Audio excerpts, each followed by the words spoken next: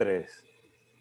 Entramos en la recta final, cuando ya apenas quedan unas horas para la elección del nuevo presidente del Fútbol Club Barcelona, y como era necesario y por supuesto también era un gusto ya en esta última etapa de lo que ha sido una muy larga carrera electoral, conversar con Ángel Iturriaga, con mi amigo Ángel Iturriaga, para empezar a tener ya unas sensaciones de qué es lo que puede suceder en ese acto eleccionario. Ángel, un gusto saludarte y por supuesto agradecerte que estés nuevamente conmigo.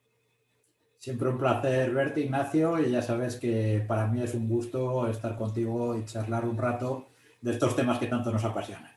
Sí, nos apasionan y vaya si la pasión se nos extendió, porque, bueno, ya sabemos todas las maniobras que desde el poder se utilizaron para precisamente alargar o llevar hasta el máximo la fecha de las elecciones del Fútbol Club Barcelona y sobre todo, digamos, alargar una campaña que yo no sé si al poder le dio los frutos que buscaba, ¿no? Porque uno puede presumir que ese poder constituido, ese poder que ha manejado el club en los últimos años y que hoy en día representa Carles Tusquets en la figura de presidente de la Junta Gestora, esperaban algo distinto, esperaban por lo menos que este tiempo añadido le diera mayores posibilidades al candidato que ellos, de una manera u otra, secretamente o a veces un poco más abierta, apoyan, que es por supuesto el señor Tony Freixa. ¿Qué sensación te dejan estos últimos días y sobre todo este alargamiento de la campaña?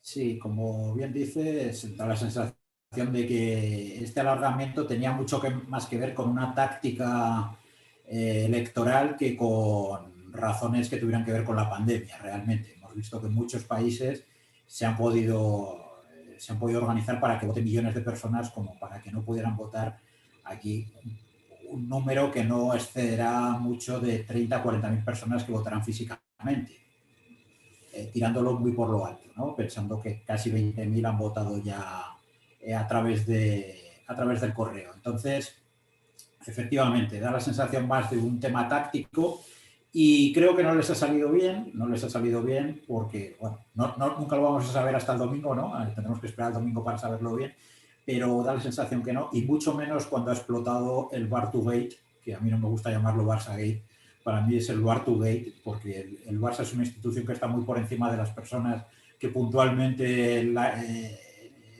están rigiendo en las mismas, y por tanto el estallido del Bartugate creo que ha terminado de ser un momento en el que desde luego si a un candidato no ha beneficiado es a Freixa, que como todos sabemos es el candidato favorito de lo que hoy en día es la Junta Gestora. Es extraordinaria la definición del Bartugate, ¿no? Una definición que la hizo pública don Frederic Porta. Yo no me canso de decir don Frederic Porta porque Sin duda. además de todo su trabajo, su integridad ha quedado demostrada una vez que se filtraron nombres de periodistas que estaban en una lista negra por parte de Bartomeu y de todo este poder dañino que ya conocemos. Pero además creo que ya legalmente, creo no, legalmente ha quedado definido como Bartugate, porque cuando la jueza del caso, la jueza de la causa, determina que no se va a imputar a la institución, sino que las imputaciones y las investigaciones se hacen de manera individual, es decir, a Bartomeu y a los otros directivos, ya no se puede hablar de Barça Gate. Bueno, a ver, sabemos obviamente que desde el mundo deportivo y sus publicaciones cercanas van a insistir que este es un golpe al Barça y no a unas personas que administraron de una manera sospechosa. Decimos sospechosa porque esto es una causa y no hay una sentencia. Sin embargo, digamos que han tratado de manejarlo como que es un atentado en contra del Barça, en contra, por supuesto, de lo que significa la institución. No podía llamarnos la atención, no podía sorprendernos que esto fuese así, ¿no? No, no, absolutamente.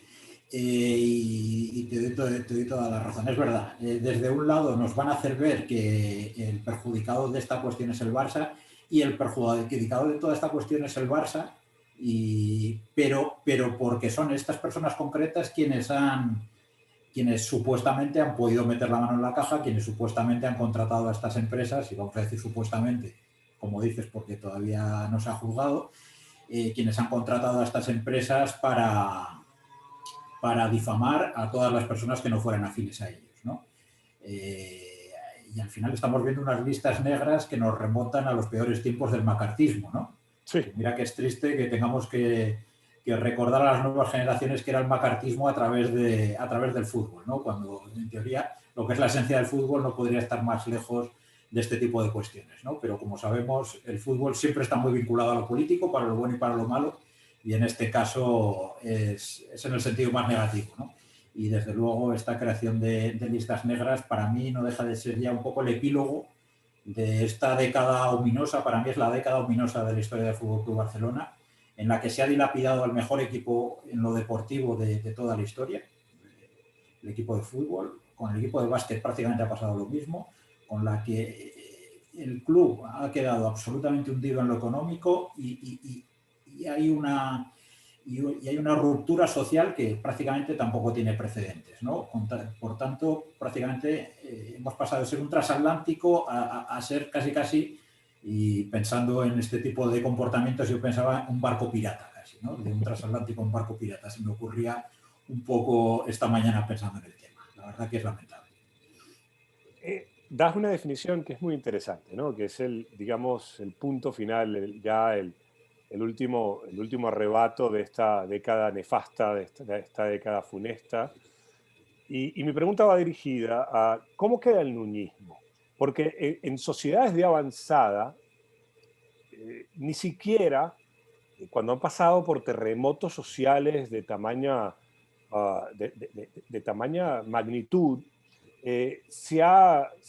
digamos, o ha desaparecido esas corrientes que llevaron a esa situación de destrucción. Uno puede pensar que en la Alemania de hoy en día, si bien es cierto, la gran mayoría rechaza a todo lo que fue el nazismo y todo lo que vivió el mundo a partir precisamente de la asunción al poder de este estilo de conducción y de este estilo de odio y lo que conocimos por el nazismo, siempre hay algún grupito minúsculo que se siente representado por, no quiero decir valores, pero sí por ese pensamiento.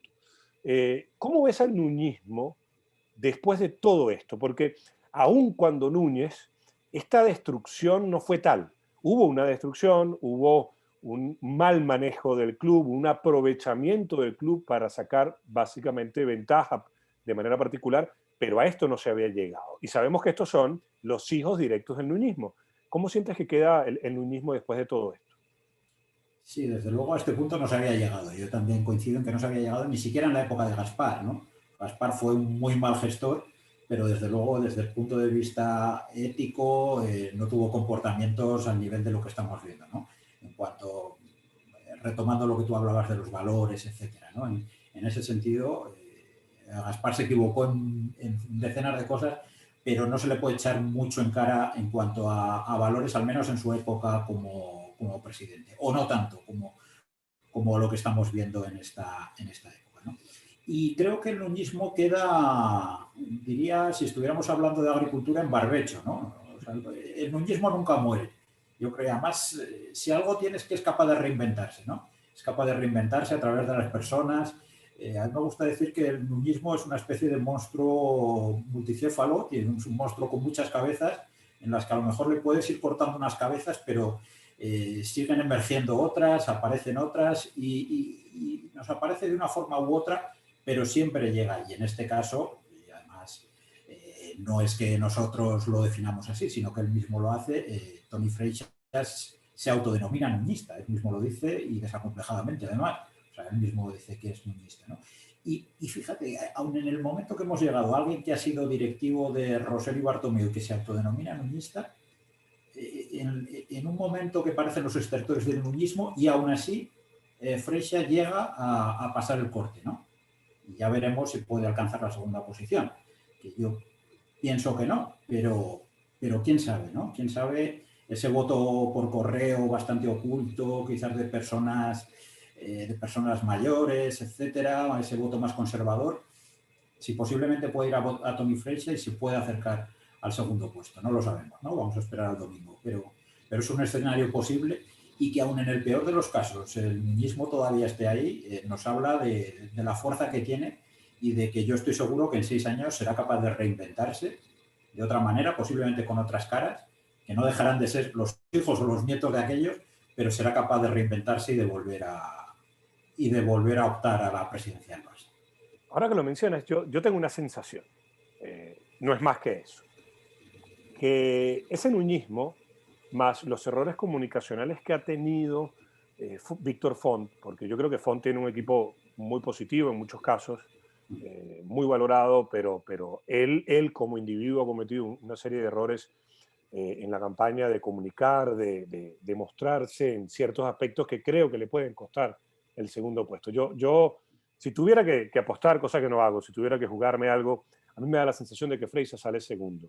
Y por eso te preguntaba lo del nuñismo, porque no solamente es la cantidad de votos que puede arañar Freixas, porque a estas alturas pareciera que Laporta es el ganador de estas elecciones, siempre teniendo en cuenta esto que tú decías del voto por correo, que además Enric Masip me lo manifestaba, que ellos le tenían cierto temor a la custodia de esos votos, pero además hay un personaje en ese nuñismo que es de armas tomar y hay que tenerle temor, ¿no? Porque había anunciado que iba a influir, que iba a estar metido en el proceso eleccionario y no lo ha hecho de manera pública. Nos referimos, por supuesto, a Sandro Rosell.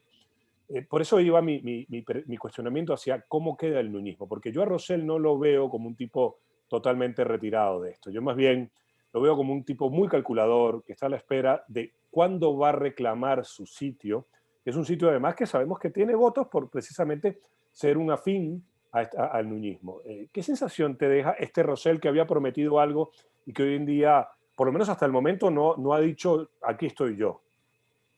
Sí, yo creo que lo suyo en este caso ha sido una estrategia, ¿no? Él seguramente es verdad que pensaba en influir en las elecciones, pero si hubiera visto un candidato afín a él que hubiera tenido opciones, ¿no? Opciones reales de ganar. Yo creo que en vista de las encuestas, los trackings interiores que tienen los diferentes equipos, etcétera, estoy seguro que él está perfectamente informado y se ha dado cuenta de que prácticamente, digamos, su lado no tenía nada que hacer, ¿no? Su caballo ganador, que podría ser Freixas en este caso. Entonces creo que ha adoptado una posición táctica, un parón, digamos, en el tiempo, y esperar acontecimientos, ¿no? El club está absolutamente arruinado económicamente y es posible, por mucho que se quiera volver a implementar la metodología de Cruyff, el juego de posición, etcétera, es posible que el Barça pueda tener unos años de travesía al desierto porque, bueno, no va a poder fichar todo lo que quiera. Sabemos que hay grandes clubes, bueno, pues que perfectamente preparados y además con técnicos de primer nivel que le van a estar compitiendo especialmente en la Champions y si el Barça pasa unos cuantos años sin ganar la Champions, yo estoy seguro que el nuñismo, desde todas sus cabezas, desde digamos, el lado más social o desde el plano más periodístico, van a estar presionando para intentar acabar con la posible presidencia de Laporta, ¿no? Que parece hoy en día, a 3 días de las elecciones, el escenario más plausible, ¿no? Más lógico, tal y como vamos viendo las encuestas. Por tanto, creo que es una posición táctica la de Sandro Rosell. Vamos a la campaña, a punto de terminar. ¿Qué sensaciones te ha dejado la campaña electoral? Sé que la pregunta requiere una respuesta muy extensa y sabes que tienes la libertad de extenderte todo lo que creas necesario, pero porque ha sido una campaña muy larga, pero con pocos debates y con muchos idas y vueltas de los candidatos. Sobre todo de alguno en particular, en mi caso, de Toni Freixas, de ir y venir, de decir, y donde digo, aquí no dije, en fin, muchas cosas. Pero, ¿qué sensaciones te ha dejado este periodo? Me gustaría plantearlo, si te parece, Ignacio, en torno a los dos candidatos que eran favoritos en la previa, ¿no? En torno a Víctor Font, como de Freixas hemos hablado ya. Si te parece, hablamos de Víctor Font y Laporta y cómo han ido un poco como grandes candidatos que eran al principio, ¿no? Digamos, al principio de la carrera electoral. Yo creo que al principio de la carrera electoral había de la precampaña, diría, ¿no? Cuando todavía eran precandidatos, creo que había un gran número de personas que podríamos enmarcar dentro del cruyffismo, por entendernos, que no tenían muy claro su voto, ¿no? Sabían que Víctor Font había preparado muy bien la campaña, que es verdad que lleva muchos años, por mucho que de verdad ha hecho muchas rectificaciones, porque si quieres ahora hablamos de la campaña que ha hecho, pero es verdad que lleva muchos años preparando y que en la vertiente social, el programa social que lleva a mí me parece estupendo, además con alguien como Marduk, al que tengo en gran estima a la cabeza, y en el plano deportivo creo que lleva un programa excelente, ¿no? Con nuestro estimado Joan Vilar, que sé que al que tú conoces personalmente, y bueno, Albert Benayes, con Xavi, con Jordi Cruyff, recuperar el nombre de Seirulo, pero de verdad, no que solo sea un nombre ahí en la Masía.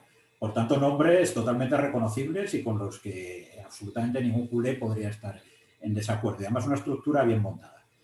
Pero claro, ha habido tales errores, como tú muy bien dices, de comunicación, yo creo que de estrategia. Se ha centrado mucho más en la crítica a Laporta, sabiendo que uno de sus nichos de voto principales iban a ser votos laportistas o votos cruifistas, ¿no? Yo creo que mucha gente que tenía pensado votar a Font ha dado un paso atrás, no solo porque se haya presentado Laporta, que por supuesto, sino porque han criticado a alguien que saben que es alguien que a quien Font apoyó directamente. Font ha apoyado en campañas electorales a Laporta en 2003, sin ir más lejos, y además alguien que sabemos bueno, que ha bebido de las ideas que ha aportado Laporta, ¿no? Especialmente en lo deportivo. Entonces, el hecho de haber hecho esa confrontación tan artificial, porque para mí no deja de ser artificial, porque en el fondo hay muchas personas que tienen una gran amistad, por mucho que ahora esté habiendo conflicto y especialmente en redes sociales, pero en el fondo hay muchas personas que tienen una gran amistad entre ellas.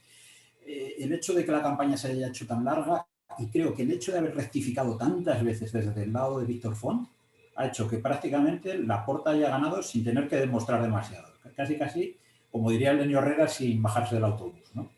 Hizo la gran performance de Madrid, que estratégicamente me parece extraordinaria, y luego ha ido dando los picotazos en los momentos clave de la campaña para mantener la ventaja sin ningún problema, ¿no? Incluso, fíjate, se ha dilatado la presentación del programa deportivo, que bueno, en su momento lo iba a presentar, pero con lo que se ha dilatado la campaña, bueno, pues lo retrasó más de un mes, ¿no?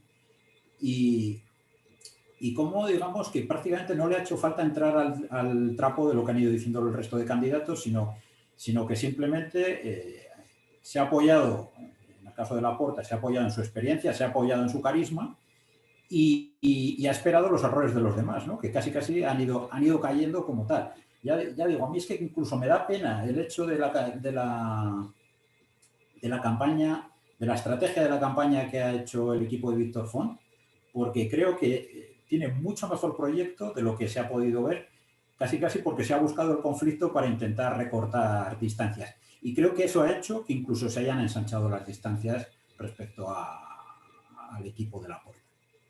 Sí, yo coincido en eso contigo totalmente, porque a Víctor Font le podemos achacar esos errores, pero cuando uno conversa con gente de su equipo y que además suma, yo además estoy totalmente de acuerdo en la definición de Mark Duke, porque me parece que es un tipo intachable, es un tipo que por el club se ha jugado mucho la piel, que no muchos pueden decir eso, pero no sé si la lona en Madrid, aquella lona de Laporta, o la sola ya confirmación de que Laporta era candidato puso nervioso a gente muy cercana a Font y le han transmitido ese nerviosismo. Porque alguien me decía, bueno, hay mucha gente que se tomó la foto con Font pensando que Laporta no iba.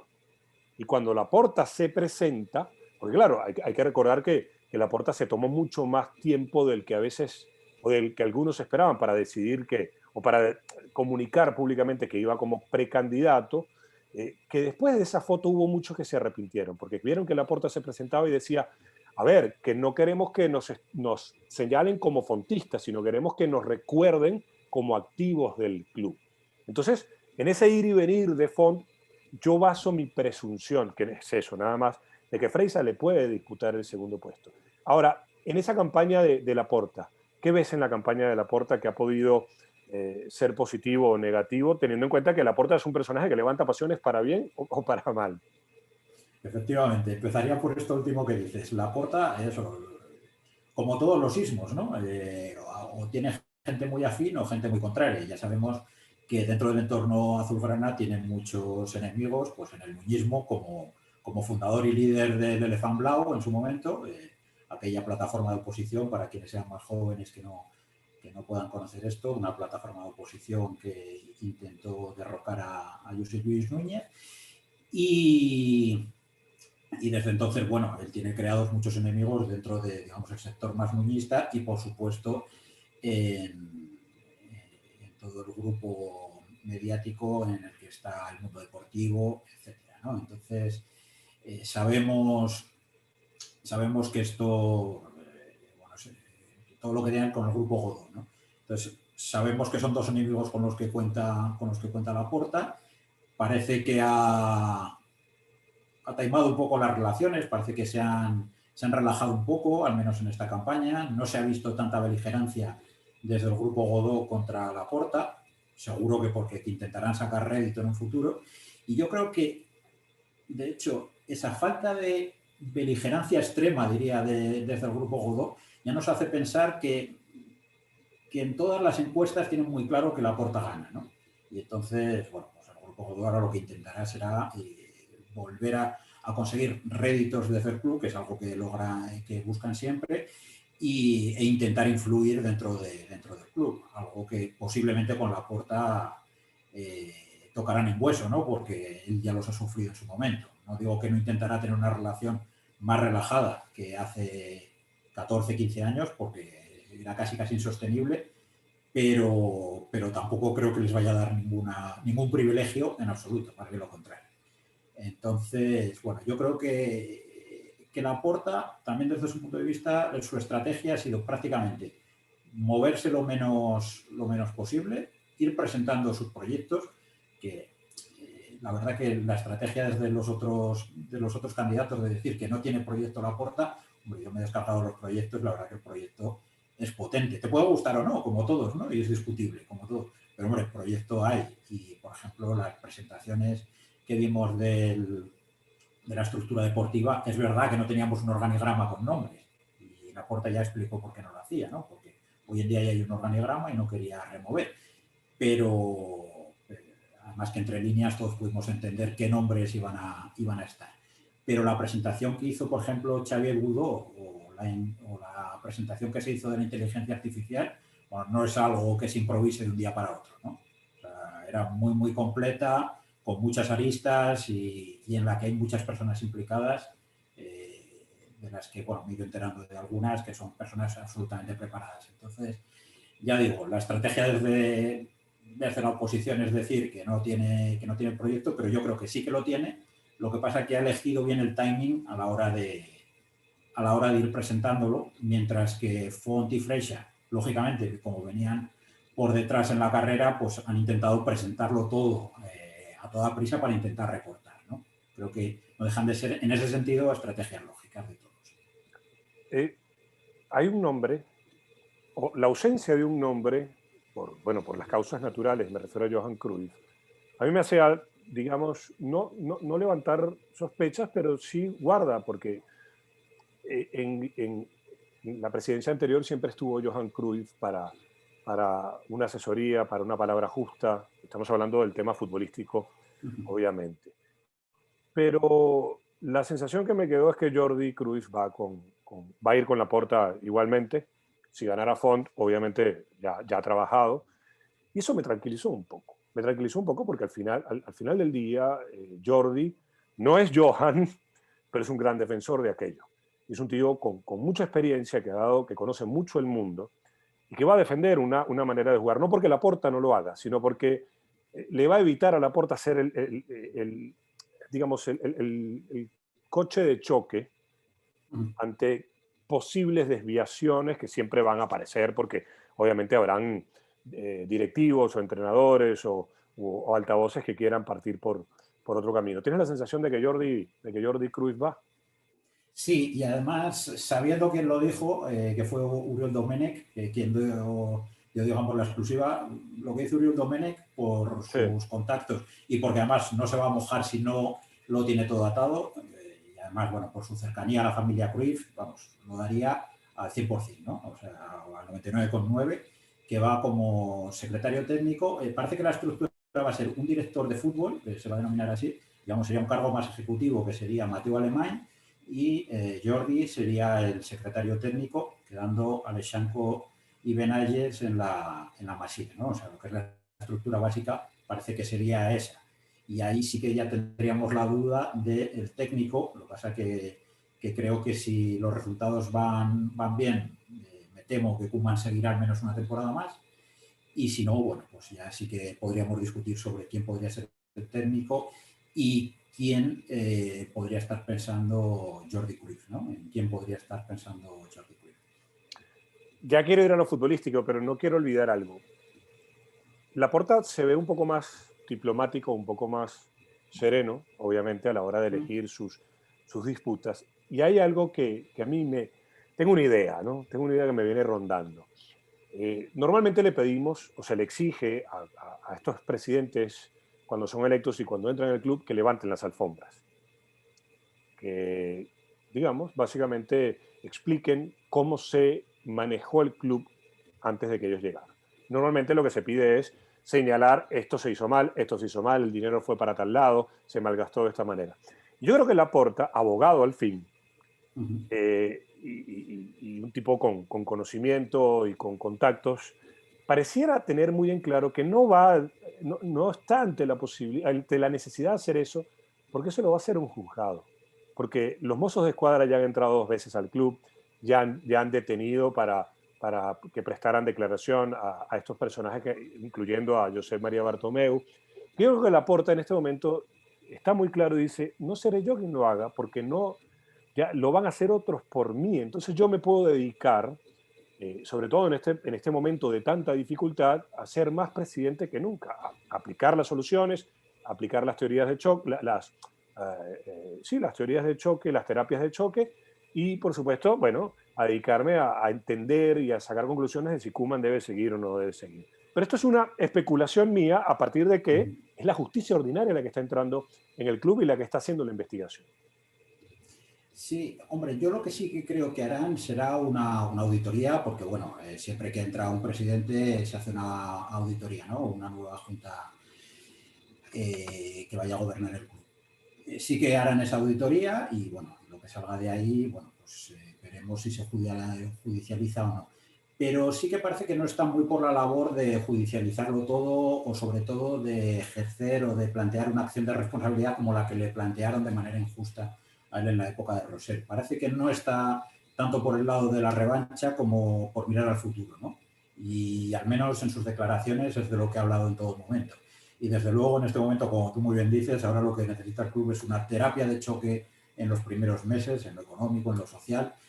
Y bueno, hay que implementar muchísimas medidas, hay que trabajar muchísimo, hay que buscar nuevos patrocinadores. Creo que da la sensación de que no se quiere desgastar en lo que ha sido presente o pasado y que quiere centrarse mucho en el futuro porque la verdad es que el club está absolutamente a la deriva, ¿no? Y parece que se va a centrar en estas cuestiones y es verdad que si sale algo escandaloso en la auditoría, pues posiblemente eso pueda tener mayor recorrido, ¿no? Pero no parece que sea ahora mismo su primer foco de interés el volver a ser beligerante contra la anterior junta.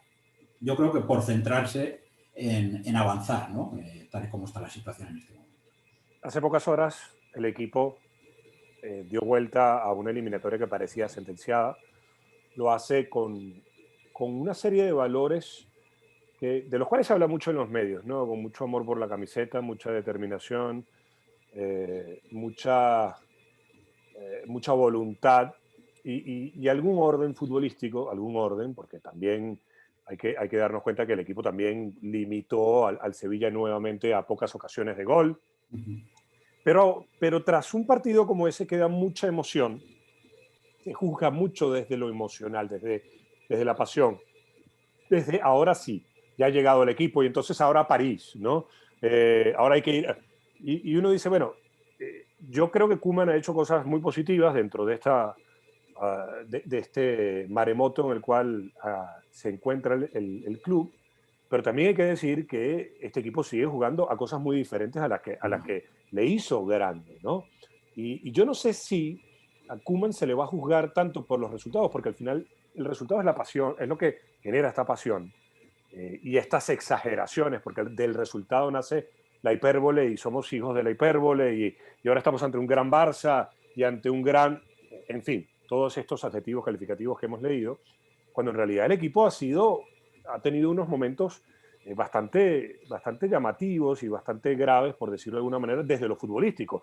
Los resultados dicen que está segundo en la liga, está bien, pero está muy alejado de la idea, está muy alejado de todo lo que le hizo grande, y a Koeman no se le conoce un apego a ese modelo que se quiere reinstaurar en el club. Eh, Más allá de lo económico, porque es cierto que el club no tiene ni casi, bueno, no le paga a los entrenadores de fútbol base, ya creo que en ello se dice todo, ¿no? Pero tú, y siendo Laporta tan creyente en esta idea, ¿cómo lo ves a Laporta frente a Koeman y a toda esta estructura deportiva con un Koeman que, a ver, más allá de la voluntad, no tiene ese apego por la idea? Sí, no, completamente. Además me hacía gracia que algunos pseudoanalistas estaban hablando de que Koeman, fíjate, ha puesto 3 defensas como hacía Cruyff. Bueno, vale, Cruyff Vale, jugaba con 3 vale. defensas, los típicos Ferrer y Nando marcadores y él mismo como líbero, y a partir de ahí, pues eso, ya era Guardiola y luego 2 interiores, un media punta, 2 extremos, un 9, ¿no? No, y en Era más alguna o menos ocasión, 3-4-3, claro, sin eso tenías carrileros, ¿no? ocasiones con Ferrer y Sergi, que Sí, de sí, defensores totalmente. centrales poco. No, claro, sí, sí, totalmente. Y en ocasiones yo recuerdo ver una defensa Eusebio, Koeman, Goicoechea. Si no me equivoco, fue en Mestalla. Eusebio, Koeman, Goicoechea. Fíjate, ninguno era defensa, esencialmente, ¿no? Así que, bueno, absolutamente alejado. Creo que Laporta ve un poco en Koeman a su Rijkaard, ¿no? A su primer entrenador y ve un poco una prolongación de Rijkaard. Pero Rijkaard sí que era un hijo futbolístico de Cruyff, ¿no? Además fue Cruyff quien lo recomendó. Claro, y también está el conflicto de que estamos hablando de una gloria absoluta del club, de una leyenda absoluta. Yo te reconozco que fue mi gran ídolo como futbolista y que nunca he cantado un gol como el de Koeman en el 92. Pero eso no me quita para pensar que Koeman no es un técnico para el Barça, ¿no? Creo que ni por formación ni por idea es un técnico para el Barça y desde luego despliega un fútbol absolutamente diferente. Es verdad que ha dado resultado estos días, estos 2 partidos, en muchos otros no ha dado, pero fíjate, está jugando el Barça con 3 centrales, carrileros y Dembélé en punta, Dembélé de ariete. O sea, no es un ariete al uso, pero está jugando con Messi un poquito más retrasado y Dembélé en punta de lanza. O sea, te puede servir contra algunos equipos, pero yo estoy pensando en equipos que se te encierran mucho con líneas muy juntas. Veo dificilísimo poder abrir una defensa con ese tipo con esa manera de atacar, ¿no? Y ya te digo, pues puede dar un resultado puntual, pero creo que volverá a tener que cambiar el modelo y la esencia de todo es que creo que es que no cree en ningún modelo concreto. Se va adaptando a las circunstancias, se va adaptando, que por supuesto que hay que adaptarse siempre, ¿no? Y el mismo Guardiola, que puede ser mayor defensor que esta idea, siempre habla de adaptarse al rival, pero partiendo siempre de tu idea, ¿no? No tiene por qué haber un dibujo fijo, el dibujo es lo de menos, pero la idea es lo que debe ser lo esencial y Koeman está alejado de la idea, aplaudiéndole todo lo que ha hecho de gestión de vestuario, incluso de portavoz del club en muchos momentos, ¿no?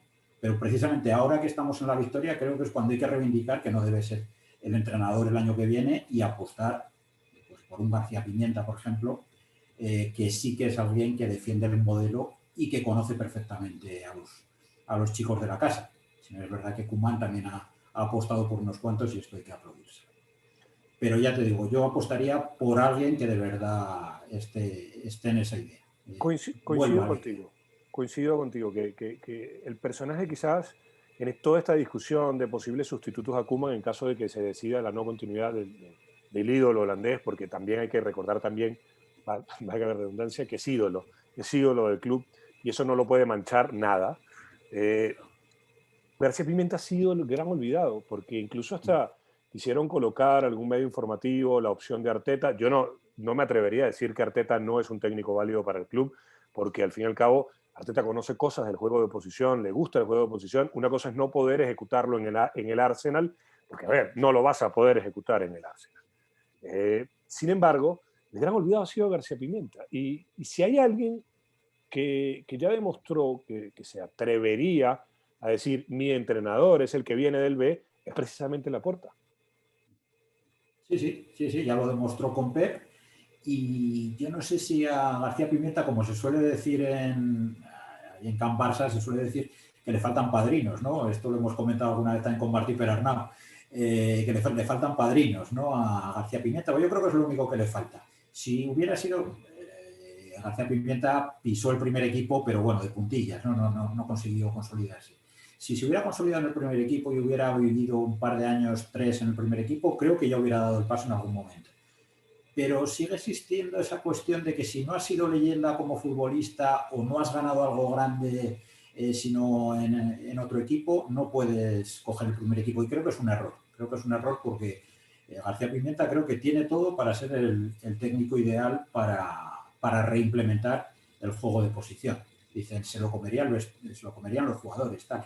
Pero es que muchos jugadores ya lo conocen y lo respetan y además tienen mucha mayor personalidad de lo que pueda parecer a simple vista, ¿no? Entonces, yo creo que podría ser el técnico ideal, pero me temo que será complicado y al menos en un plazo corto creo que no lo veremos. ¿Sabes que eso quería llegar?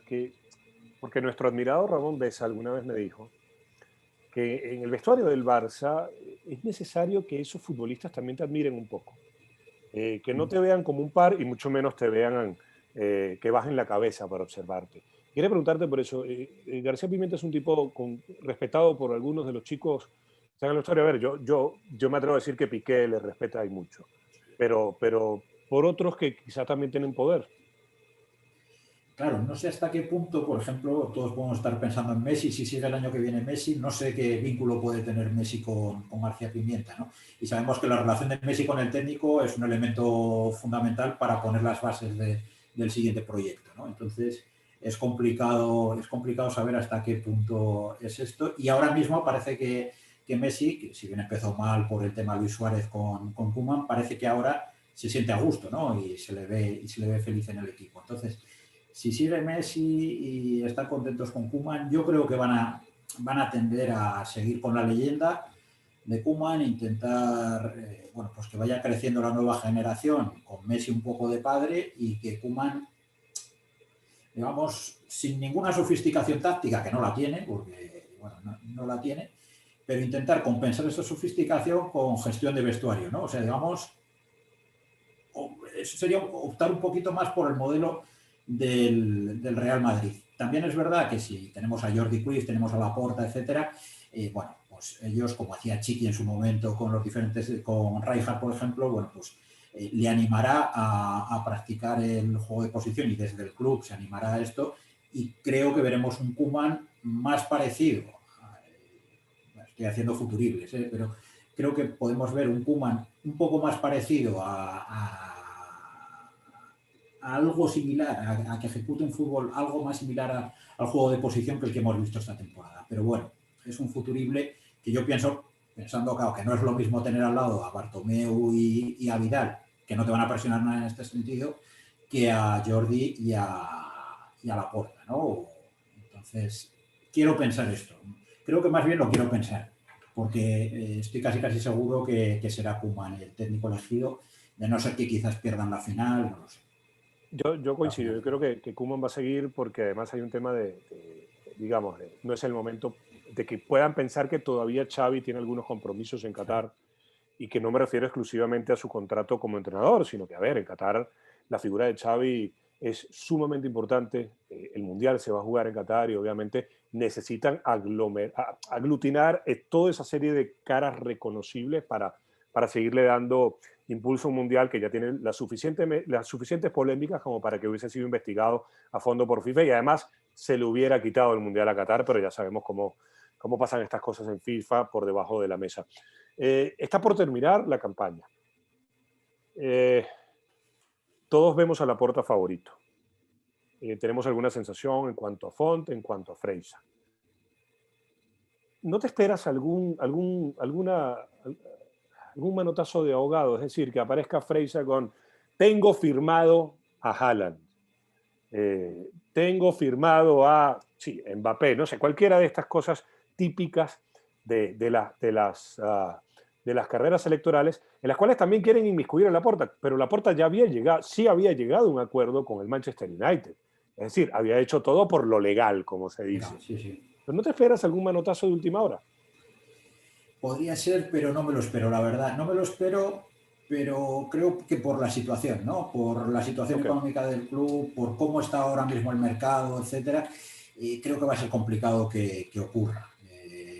Me imagino que estarán pensando desde las campañas de fondo de Freixa en hacer un movimiento de este tipo, pero lo veo francamente complicado. Mañana tenemos el último debate y ahí se debería decidir todo porque luego tenemos jornada de reflexión y elecciones, ¿no? O sea, nos queda un día de elecciones realmente, esta noche y mañana como día de elecciones. Y lo veo complicado porque creo que casi el candidato iba a perder credibilidad porque además ya hemos oído, por ejemplo, Haaland, que es el que está ahora mismo en boca de todos. Michael Sorg, que el otro día, el secretario técnico de Dortmund, ya dijo que ni quiere irse, ni se va a ir, ni ningún equipo tiene ahora mismo dinero para llevárselo, ¿no? Aparte de la mordida que se llevaría su famoso representante, el italiano, ¿cómo se llama? Que ahora no me sale. Mino Raiola. No Rayola, efectivamente. Entonces, pues eso, es que es prácticamente inviable. ¿Y quién va a pensar en un Mbappé? ¿De dónde saca el club esas cantidades si ha tenido problemas para pagar cantidades nimias, ¿no? Ahora en el mercado de enero y no ha podido, como mucho hubiera podido incorporar a Eric García, pero destinando los gastos a la temporada siguiente, en caso de que lo hubieran incorporado. O sea, en las condiciones que está el club creo que es inviable y creo que más bien les daría descrédito a los candidatos porque dudo que alguien lo creyera. Algún día, ojalá alguien de estos medios importantes tenga la oportunidad de entrevistar a Michael Sorg y preguntarle por todas las intimidades del fichaje de Dembélé, Sí, porque creo que da para un libro, sí, sí, da para un sí, libro. sí. Te Más bien. pregunto, a ver, me quedan dos porque bueno, ya queda muy poco para las elecciones. ¿Qué crees? A ver, las facturas por I3 Ventures ya son conocidas, la causa continúa, pero la investigación, o por lo menos la búsqueda de datos por parte de los Mossos de Escuadra, tengo la sensación de que puede levantar mucho más que las facturas por la campaña de redes sociales. ¿No notas alguno que está muy nervioso? Sí, sí, sí, hay muchos nervios y fíjate, hoy han aparecido hasta 5 documentos relacionados con I3 Ventures en la casa de Bartomeu y sí, parece que hay muchos nervios y mucha gente que estuvo en aquella junta o que ejercieron como ejecutivos, bueno, pues están viendo que como mínimo les espera un juicio complicado y además no va a ser el último juicio, hay varios juicios pendientes y ya veremos si con alguna denuncia, que yo no creo que venga de Laporta, pero con alguna denuncia se empiezan a investigar especialmente los fichajes y las comisiones derivadas de los más de 45 jugadores que llegaron al Barça B y que nunca han llegado al primer equipo, o de los 14, 15 brasileños con un nivel ínfimo, que no daban ni para jugar en el primer equipo y que demostraron que no llegaban ni para jugar en el segundo, ¿no? Entonces, ¿cómo se han desviado esas cantidades? ¿Quién se ha llevado las comisiones? ¿Algún directivo se ha llevado comisiones o no? ¿Quiénes son los amigos? Etcétera, ¿no? Entonces, efectivamente, hay muchos nervios y además ven que, quieran que no, cuando sales del poder, dejas de tener ese apoyo mediático que has tenido, ¿no? O por lo menos no va a ser tan potente como lo ha sido hasta hace poco. Entonces, se van a ver un poco más abandonados, un poco más solos, un poco más arrinconados y a lo mejor comienzan a estar más tiempo en sedes judiciales que en sus empresas, ¿no? Entonces, sí, me temo que hay bastante miedo en algunos directivos. ¿Sí? Uno de los juicios más interesantes de la historia de la justicia norteamericana fue el juicio Al Capone. El juicio Al Capone se sustenta en probablemente una de las tonterías, digamos, en cuanto a delito, porque Al Capone, Sí. a ver, podía haber sido acusado y se demostró después, con el tiempo, que había sido, había ordenado asesinatos, había roto todo tipo de código penal. Sin embargo, fue en el pequeño detalle, en la minucia, en la que se pudo encontrar su culpabilidad. Y esto lo digo porque tú siempre has hecho referencia a los fichajes para el B, Fichajes que no eran de 25, 50, 100 millones, sino fichajes de 3, 5, 7 millones. Y si los investigadores repasan el juicio del Capone, yo no estoy comparando, por favor, no estoy comparando al Capone con los que están siendo investigados. Esto hay que decirlo siempre por si acaso, porque sabemos que hay gente que desayuna tarde y entiende, Sí, sí, entiende mal, ¿no? mejor. Pero siempre los grandes investigadores te dicen eso, que en las minucias, en los detalles, se esconde el diablo. Entonces ahí es donde quizás deban apuntar. Y lo último que quería comentarte. Termina el proceso electoral, se dan las elecciones. Eh, ¿qué, ves, ¿Qué ves en el horizonte de esta candidatura que pueda resultar ganadora en el próximo año? Porque rescatar 900 y tantos millones de deuda no se hace en un año. Pero hay una pandemia de por medio, la cual no sabemos a ciencia cierta cuándo va a permitir que se retomen actividades que antes las teníamos como naturales. Es decir, que pueda volver el turismo a Barcelona, ese turismo que no solamente entraba al Camp Nou, sino que además pagaba camisetas, entraba al museo, es decir, cosas que son muy básicas. ¿Cómo ves o qué ves cómo va a comportarse en ese primer año la Junta que resulte electa? Creo que lo primero, bueno, en una parte del barcelonismo, bueno, va a haber una explosión de alegría y de optimismo, ¿no? Además, Laporta transmite mucho esto. En cuanto a los directivos, en cuanto a la Junta Directiva, creo que lo primero van a ejecutar un plan de choque económico porque, ya decimos, el banco está absolutamente a la deriva. Y creo que en cuanto a decisiones deportivas, lo primero que tendrán que hacer Jordi Cruyff y Alemany, que además es un especialista a la hora de vender muy bien, esto lo ha hecho muy bien en el Valencia, y lo hizo en el Mallorca en su momento, es quitarse jugadores prescindibles y que además tengan un sueldo muy alto, ¿no? Creo que es la forma de quitarse gastos corrientes continuos que tiene el club, ¿no? Entonces, creo que se va a volver a apostar por la cantera, digamos que a partir del jugador 14 de la plantilla prácticamente todos sean canteranos y esa sea la forma de abaratar la plantilla, ¿no? En cuanto, por otro lado, claro, la base del proyecto que sigue siendo Messi, yo creo que Laporta va a hacer todo lo posible por seducir a Messi, él tiene los medios para hacerlo, le preguntará qué necesitas, Leo, se pondrá de acuerdo con él. Y Leo esta vez no va a pedir a Neymar, eso estoy seguro, es consciente de la situación, ¿no? Pero supongo que va a pedir pues, estar a gusto en el club, ¿no? Lleva muchos años sin estar a gusto.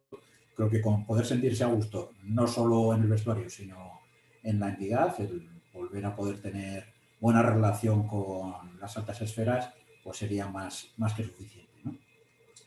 A partir de ahí, si logran que se quede Messi, digamos, como padrino de toda esta nueva generación, creo que el aficionado va a saber ser paciente. Si ve que el equipo intenta volver a jugar, que digamos la generación de Ansu, Pedri, Jandro, todos estos tipos de jugadores, Araujo, Mingueza, se van consolidando.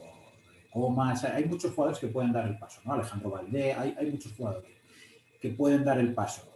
Si ven que 14, 15 jugadores de la Masía vuelven a estar en el primer equipo y que se intenta volver a jugar, creo que va a haber cierta paciencia para reconstruir, ¿no? Y eso creo que es fundamental en este equipo. El que no haya urgencias históricas, sino que haya paciencia y volver a reconstruir, porque ni Cruyff, siendo Cruyff, logró ganar campeonatos de repente, ¿no? Esto solo lo ha hecho Guardiola y creo que no lo volveremos a ver. Entonces, hace falta paciencia y yo espero una reconstrucción de este tipo. Para recuperarse económicamente hace falta la recuperación deportiva por delante, ¿no? Y esto ya lo han dicho desde los ejecutivos, aparte del hecho de crear los bonos, los llamados bonos Laporta, ¿no? Que se han denominado. Pero bueno, creo que primero tiene que venir la recuperación deportiva y de la recuperación deportiva vendrá la recuperación económica, aunque en este tiempo y con todo lo que tiene que ver con la pandemia, que no sabemos fechas, no sabemos si la temporada que viene va a haber aficionados y turistas, como tú bien dices, que es fundamental. Pues no sabemos hasta qué punto la recuperación va a tardar más o menos, ¿no? Por tanto, creo que lo fundamental ahora mismo es la recuperación en lo deportivo, el quitarse grandes gastos y a partir de ahí comenzar a reconstruir el club. Querido Ángel, quiero darte las gracias no solamente por la charla de hoy, sino también porque durante todos estos meses en los que fui haciendo estas conversaciones, te constituiste desde el principio como una parte fundamental para ir llevándole a quienes se han tropezado con el canal de YouTube, llevarles un poco de la actualidad, de la realidad del club, no solamente lo futbolístico, sino lo institucional, y hablar con la tranquilidad que nos permite, bueno, de una u otra manera ser libres. Así que gracias por hoy, gracias por estos meses. Y ahora que terminen las elecciones, que pasen las elecciones, encontraremos otras razones para seguir conversando. Pero por estos meses y por estas intervenciones quería darte las gracias y bueno, que nos permita el tiempo reencontrarnos más pronto que tarde. Espero que sí, seguro que nos reencontraremos pronto, Ignacio, personalmente, que hay muchas ganas. Y yo sí que te quería agradecer además el que hayas creado este canal, que ha sido una de las vías gracias a las cuales muchos culés han podido ver otra perspectiva del club, ¿no? Digamos, siempre con analistas muy punzantes, muy finos y que además, como bien dices, hablan desde la independencia, ¿no? Que es algo fundamental, que no tienen... que no se han cortado a la hora de hablar y que han dado siempre su opinión y además tú siempre jamás nos has condicionado la opinión en nada. Entonces, al contrario. Entonces, ya te digo, agradecerte este canal y además agradecerte en nombre de muchos culés que lo han descubierto y que les ha parecido muy interesante y que me lo han trasladado esto, así que yo te lo quiero trasladar también. Un abrazo fuerte, Ignacio.